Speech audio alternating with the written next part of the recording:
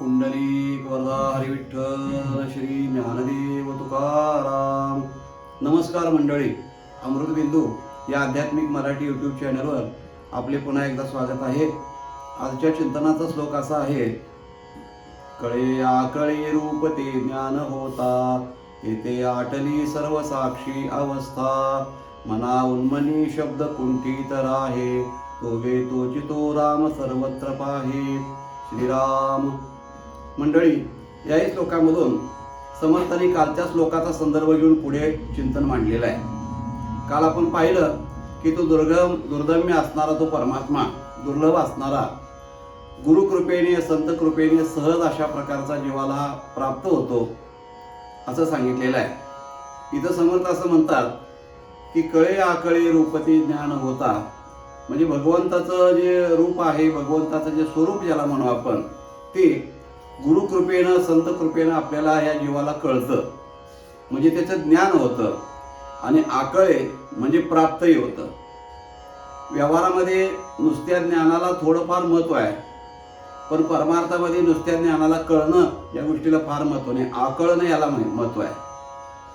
म्हणून ज्ञानोबारायांनी हरिपाठामध्ये म्हटलेलं आहे: भावबळे आकळे एरवी नाकळे. परमात्मा आकळला पाहिजे. आकळणं या शब्दाचा अर्थ काय? तो आपल्या ताब्यात येणं, तो आपल्या हातात येणं, तो आपल्याला प्राप्त असणं, याला आकळणं असा शब्द म्हणतात. तुकाराम महाराज म्हणतात: हरी आला हाता, मग कैची भय चिंता. तो हाता येणं, हाताला येणं म्हणजे काय?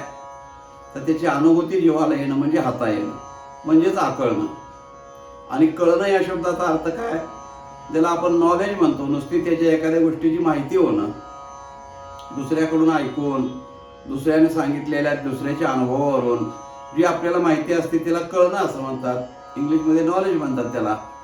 तेव्हा गुरुकृपेने देव कळतो देखील आणि त्याचं आकलनही होतं म्हणतात. म्हणून कळे आकळे, त्या परमात्मेचं स्वरूप कळतं आणि आकळतं. कशामुळं? ज्ञान होता. गुरुकृपेने ते ज्ञान झालं की ते रूप भगवंताचं कळतं आणि जीवाला त्या ठिकाणी आकळतं सुद्धा, प्राप्तही होतं. आणि म्हणून मग त्या ठिकाणी पूर्वी जे सांगितलेलं आहे की सर्व साक्षीपण, व्यापकपण, ह्या ज्या सगळ्या गोष्टी अगोदर सांगितलेल्या आहेत, त्या सगळ्या त्या ठिकाणी नाहीशा होऊन जातात, लोपतात त्याच्यामध्ये. कारण का? तर ती पुढची अवस्था आहे. परमात्मा स्वरूप स्वतः झाल्यानंतर तो व्यापक आहे, तो सर्वसाक्षी आहे असा म्हणणारा शिल्लक कोण उरत नाही, तोच तो होतो. त्यामुळं तेथे महाराज म्हणतात की त्या ठिकाणी सगळी अवस्था लोपून जाते, त्या ठिकाणी काही शिल्लक राहत नाही, कोणतीच अवस्था राहत नाही. अशी अवस्था प्राप्त झाल्यानंतर समर्थ म्हणतात की मना उन्मनी शब्द कुंठित आहे. मन त्या ठिकाणी उन्मन अवस्थेला प्राप्त होतं. ही उन्मन अवस्था म्हणजे काय आहे? तर त्याला एका ठिकाणी मनाची उन्नत अवस्था असंही म्हटलेलं आहे, आणि दुसऱ्या एका ठिकाणी मन हे मनपणानं न उरणं अशी जी अवस्था आहे त्याला उन्मनी अवस्था असं म्हटलेलं आहे. मन जोपर्यंत मनपणानं उरलेलं आहे तोपर्यंत ते स्वतः विचार करू शकतं, स्वतः दुसऱ्या ठिकाणी जाऊ शकतं. पण एखाद्या गोष्टीच्या ठिकाणी मन तद्रूप झालं किंवा त्याच गोष्टीचा आकार मनाने धारण केला तर त्याचं स्वतःचं मनाचं मनरूपानं अस्तित्व शिल्लक राहत नाही. ती उन्मनी अवस्था आहे. मनाचा एक स्वभाव असा आहे, मनाची गमतीशीर एक भाग असा आहे त्याचा, की मन काय करतं, एखाद्या आपल्या चिंतनाने एखादी गोष्ट ज्या वेळेला ते ठरवतं किंवा ते मनानं पूर्ण स्वीकारतं मन, त्यावेळेला ते इतकं ताकदवान बनतं की ते म्हणेल त्याप्रमाणे ते होत असतं. ते म्हणेल ती गोष्ट जगामध्ये होते. म्हणून आजकाल वैज्ञानिकांनी सुद्धा काही सिद्धांत अशी मांडलेले आहेत, शास्त्रज्ञांनी, जे मोटिवेशन वगैरे करणारे जे लोक आहेत, काउन्सिलर, ते सुद्धा असं म्हणतात की बाबा तुम्ही मनामध्ये ठरवा, मनानं तसा रोज संकल्प करा की तुमच्या संकल्पाप्रमाणे तुम्हाला मन फळ प्राप्त करून देईल. तुम्ही रोज म्हणा की मी श्रीमंत होणार, मी श्रीमंत होणार, श्रीमंत होणार असं म्हणा, ते तुम्हाला मन एक दिवशी श्रीमंत करेल. पण ते असं म्हणत नाहीत की तुम्ही रोज असं म्हणा मी देव होणार, देव होणार, ते म्हणत नाहीत, कारण ते त्यांना नकोच आहे. ते संतांनी आम्हाला सांगितलेलं आहे. म्हणजे जे संतांनी सांगितलं तेच काउन्सिलर आम्हाला आज सांगायला लागलेले आहेत. फक्त ते देवाबद्दल सांगतात आणि हे लौकिक वैभव, संपत्ती, श्रीमंती याबद्दल हे काउन्सिलर आपल्याला सांगतात. फरक एवढाच आहे. बाकी तत्व तेच आहे दोन्हीमध्ये. त्यांच्या तत्वामध्ये आणि यांच्या तत्वामध्ये फरक काहीच नाही आहे. सतत जर एखाद्या गोष्टीचं मन तद्रूप होऊन जर चिंतन करायला लागलं तर त्या मनाची ताकद एवढी आहे की ते साध्य करून घेतं ती गोष्ट. याकरता एक परवा अशी एक माहिती ऐकण्यात आली की एका वैज्ञानिकानं असं संशोधन केलं की माणसाचं मन ज्या वेळेला एखाद्या गोष्टीचा स्वीकार करतं त्यावेळेला ते कितपत सक्सेस होतं याकरता एक प्रयोग केला. कॅन्सरच्या रोगाने अतिशय ग्रस्त असणारा एक रुग्ण, अतिशय मरणोन्मुख अवस्था, केमोथेरपी वगैरे सगळे रेडिएशन केमोथेरपी घेऊन अगदी वैतागलेला आहे, जीव आंबून गेलेला आहे. मला मरण द्या, मरण द्या, मरण द्या, मला मरणासाठी काहीतरी उपाय सुचवा, असं तो गयावया करतोय, डॉक्टरांना करतोय, घरच्या लोकांना करतोय. पण आपल्या हिंदुस्थानामध्ये असा कायदा नाही आहे की इच्छा मरण देण्याचा अजून कायदा पास झालेला नाही लोकसभेमध्ये, त्यामुळे ते करता येत नाही. एका वैज्ञानिकाने असा प्रयोग केला म्हणे. काय प्रयोग केला? त्याला मरणाचं तर औषध आपण द्यायचं नाही, कायद्यानं गुन्हा तर करायचा नाही, पण त्याला सुखानं शांततेनं मृत्यू आला पाहिजे.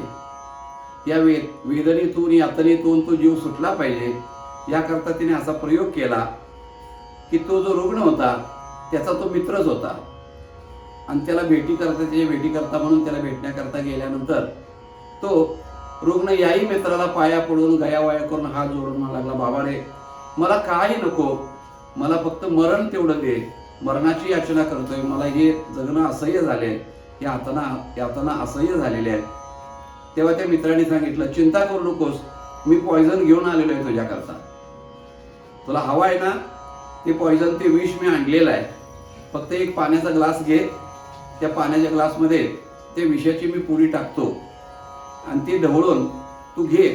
काय होईल, 10 मिनिटांनी तुझे हळूहळू एक अवयव त्या ठिकाणी बंद पडायला लागतील. पहिल्यांदा पाय बंद पडतील, नंतर हात बंद पडतील, असं करत करत एक अवयव शांत होईल आणि तुझा शांत तऱ्हेनं प्राण निघून जाईल. अशा प्रकारचं माझ्याकडे एक केमिकल आहे. त्याला आनंद वाटला, इतका आनंद वाटला की एखाद्या माणसाला अमृत दिल्यानंतर जसा आनंद वाटेल तसा त्याला त्या विषयाचा आनंद वाटला. का तर असंही अशा प्रकारचं दुःख त्याला होत होतं म्हणून. आणि मग त्याने ते जे काही दिलं ते केमिकल काय जे असेल ती पुडी त्यामध्ये तो घालून त्या पाणी तो प्याल्यानंतर ह्याने सांगितलं, आता 10 मिनिटांमध्ये तुला शांत झोप लागेल बघ आणि झोपेमध्ये या सगळ्या प्रक्रिया घडतील, असं म्हणून त्याच्या डोक्यावरून हात फिरवून त्याला जरा सांत्वन करून तो मित्र निघून गेला. आणि गंमत अशी की त्याने सांगितलं त्याप्रमाणे 10 मिनिटांमध्ये त्याला झोपही लागली. त्यानंतर एक अवयव शांतही होत गेला आणि शांत रीतीने 1 तासाभराच्या अंतरामध्ये त्याचा प्राणही शरीरातून निघून गेला त्या रुग्णाचा. अपेक्षित होतं तेच झालं. त्या रुग्णाच्या बायकोचा फोन त्याला आला की असं असं झालेलं आहे आणि ते गेलेले आहेत. हा त्या ठिकाणी पळत आला, सगळं बघितलं, शांत झालेला आहे. पण त्याच्या बायकोला मात्र संशय आला की या मित्राने त्याला विष वगैरे घालून मारलेला आहे. असा संशय आल्यानंतर ती म्हणली, मी तुला सोडणार नाही, मी तुला पोलिसाकडे देणार, मी तुझा जगून देणार नाही, तू माझ्या नवऱ्याला मारलेला आहे. तो म्हणला, जा पोलिसाकडे, काय हरकत नाही, माझी काय अडचण नाही, PM चे रिपोर्ट वगैरे बघूया काय येतात, आणि मग तू जा पोलिसाकडे, माझी तक्रार कर, मला जे काय करायचं ते कर, पण माझ्या मित्राच्या हिताचं जे होतं ते मी केलेलं आहे. त्याने सांगितलं. ती बाई थोडी घाबरली. एवढा न भीता न घाबरता जो म्हणतोय त्या अर्थी यानं काय केलेलं नाही हे सिद्ध झालं. म्हणजे मनामध्ये तिनं असं ठरवलं. ती काही पोलिसाकडे वगैरे गेली नाही, कारण अतिशय रुग्ण जर्जर अवस्थेमधल्याच होता, तर त्याची काय तक्रार करायची आहे. मग तिने त्याला विचारलं की तू नेमकं काय दिलंस यांना, कशामुळे अशी अवस्था झाली यांची, इतके दिवस ते मरण येताना मरण मागत होते, मिळत नव्हतं, पण तू त्याला कोणतं केमिकल काय दिलं. तो म्हणला, मी केमिकल वगैरे काही दिलं नाही, फक्त मीठ, सुंठीची पूड, आणखीन काहीतरी शक्तिवर्धक अशी एक पूड त्यात एकत्र करून मी जे रोज संध्याकाळी औषध घेतो ते औषध मी त्याला फक्त एक पुडी त्याच्यामध्ये दिलेली आहे म्हटले, पाण्यातलं बाकी काही दिलं नाही. मग तेवढ्या त्या शक्तिवर्धक औषधाचा परिणाम असा कसा काय झाला. तर त्याने सांगितलं की त्याच्या मनानं स्वीकार केला की मी आता विष घेतलेला आहे, त्याचा परिणाम आता माझ्यावरती होणार आहे, 10 मिनिटात मला झोप लागणार आहे, एक एक अवयव निकामी होणार आहेत आणि तासाभरामध्ये माझा प्राण जाणार आहे, हे त्याच्या मनाने स्वीकार केलं. आणि मनाने एकदा स्वीकार केलं की मग ते काही घडू शकतं. त्याला निमित्त कारण दुसरं वरचं काही असलं तरी त्याला काही फार महत्त्व नाही. त्याला विष दिलंच पाहिजे असं नाही. ही एक सायकॉलॉजी, एक मानसशास्त्र आहे. त्यांनी सांगितलं, ते सगळ्यांना पटलं देखील. सांगायचा मुद्दा हा की मन उन्मन होणं या शब्दाचा अर्थ की मन एखाद्या विषयाशी तद्रूप होणं. म्हणजे इतर विषयापेक्षा भगवंताशी जर तद्रूप झालं तर महाराज म्हणतात, मना उन्मनी शब्द कुंठी तर आहे, तोगी तोची तो राम सर्वत्र पाहे. मग तो सर्वत्र असणारा राम त्या मनाला वेगळा बघावाच लागत नाही, कारण ते स्वतःच राम झालेलं असतं. मन हे राम झाले, मन हे राम झाले, प्रवृत्ती ग्रासोनी कैसे निवृत्तीशी आले, ज्ञानोबाराय म्हणतात त्याप्रमाणे अशी त्या मनाची अवस्था होते, असं समर्थांनी या श्लोकामधून आपल्याला मंडळी हे सांगितलेलं आहे. तेव्हा असं असणारं या श्लोकाचं चिंतन हे आपल्याला कसं वाटलं ते जरूर कळवा. चॅनल अवश्य सबस्क्राईब करा, इतरांच्यापर्यंत त्याची माहिती जरूर द्या. भेटूया पुढच्या भागामध्ये. तोपर्यंत नमस्कार. रामकृष्ण हरी.